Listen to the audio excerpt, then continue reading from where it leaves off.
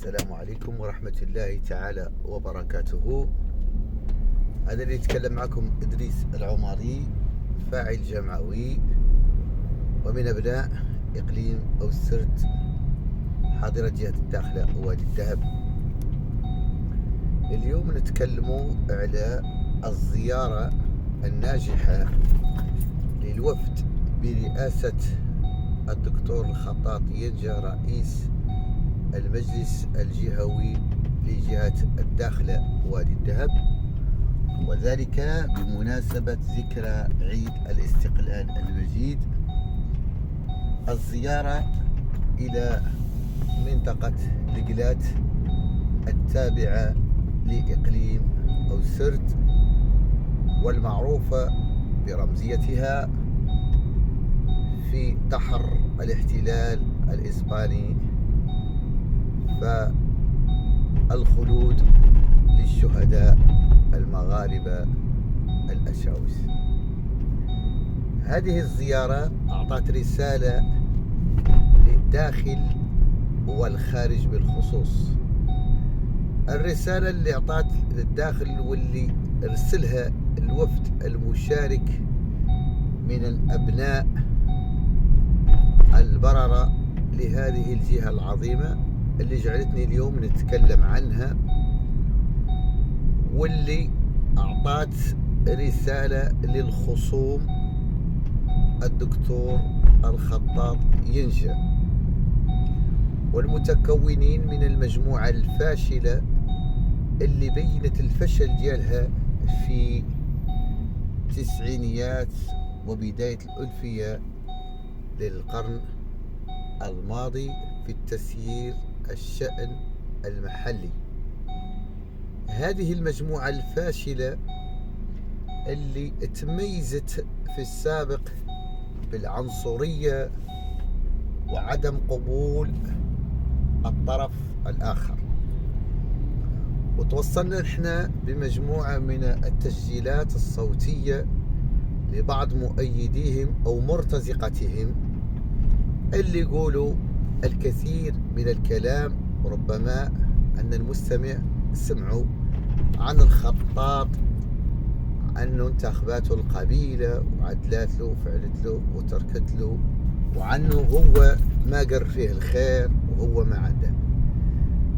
علي أن أصحح المعلومة. الدكتور الخطاط ولد ينجا، وقلتها في السابق، أنه ينظر إلى المواطنات والمواطنين من باب المواطنة، واللي كان صوت عليه هي غالبة ساكنة جهة الداخلة وادي الذهب، ونسبة المصوتين عليه بعيدين كامل البعد عن عشيرته، وبالتالي أن الذين يتحدثوا ويمنوا على هذا الراجل نقول لهم أنا كون زمضوا فيماتكم. الراجل انتخاباته الساكنة ديال الداخلة بمختلف الأطياف ومختلف القبائل، وليست قبيلة واحدة اللي انتخاباته. هذا باش نصحح المعلومة. والنسبة اللي كبيرة 75% اللي انتخبت ذا الراجل هم ناس يبغوه ويعزوه ويكونوا له كامل الاحترام والتقدير، وهذا بان جليا في المسيرة الحاشدة اللي كانت تنظمت بمدينة الداخلة تخليدا لذكرى عيد المسيرة الخضراء المظفرة، واللي كان هو في الصفوف الأمامية إلها.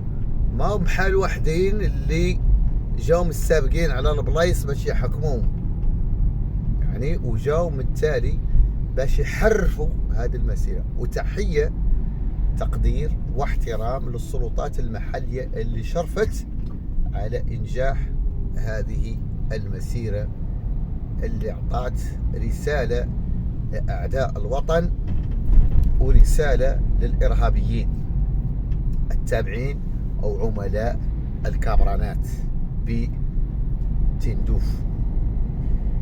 الرسالة الخارجية اللي أعطى الخطاط ولد ينجا حفظه الله للخصوم الخارج وأعداء الوحدة الترابية هي تماسك ساكنة جهة الداخلة وادي الذهب وراء ملكهم ووراء منتخبهم.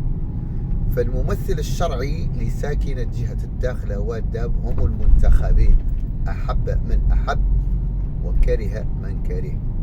فخصوم أعداء الوحدة الترابية ومن يدعمهم وعملائهم بالداخلة الذين يبخصوا عمل المجالس المنتخبة، وأخص بالذكر جهة الداخلة ووادي الذهب اللي كتنفذ المشاريع الكبرى اللي أعلن عنها صاحب الجلالة الملك محمد السادس دام له النصر والتمكين.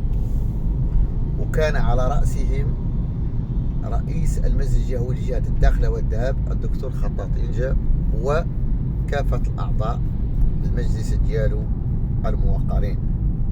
هذه الرسالة لإعطاء الخصوم أنهم مهما بخصوا ومهما مولهم خصوم الخطاط وبعضهم من مؤيدي أعداء الوحدة الترابية، ومنين كنقول أنا مؤيدي أعداء الوحدة الترابية للمملكة هم الذين يبخصوا التنمية الكبرى، لأنهم كذبوا أن ليست هناك مستشفى جامعي، وهي المستشفى الجامعي راهي في طور الإنجاز ترصد لها ميزانيات حسب ما يتم الموافقة عليه داخل المجلس جهة الداخلة والذهب، وهذا ما ندخلوا احنا فيه لأنه ماشي من اختصاصنا، كاين ذوي الاختصاص وبينوا ذلك في السابق.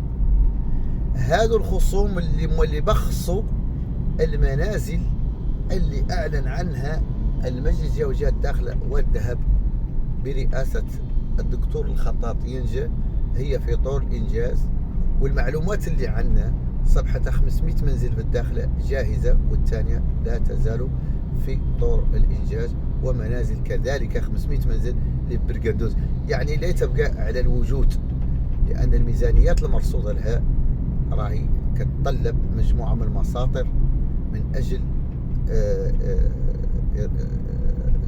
إعطاء هذا الدعم من أجل إتمام هذه المشاريع التنموية الكبرى التي سيستفيد منها شباب الإقليم والعائدين إلى أرض الوطن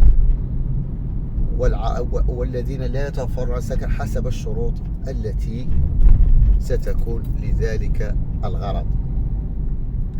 إذن نكتفي بهذا القدر، وتحية تقدير لساكنة جهة الداخلة والذهب. حفظ الله هذا الوطن ملكا وشعبا وراء القيادة الرشيدة لصاحب الجلالة الملك محمد السادس دام له النصر والتمكين. وبصفتي فاعل محلي مجدد ولائي وإخلاصي إلى السدة العالية بالله، حفظه الله جلالة الملك محمد السادس نصره الله، وأن يقر عينه بولي سره الأمير المحبوب المولى الحسن وكافة الأسرة الملكية الشريفة، إنه سميع مجيب الدعاء. كان معكم إدريس العمري، فاعل جمعوي وعضو في هيئة الشباب بالمجلس الجهوي لجهة الداخلة وادي الذهب. وانتم تراو ضريكتي التنمية الكبيرة اللي شافتها الداخلة. أنا في شارع الولاء بهذه المدينة الجميلة.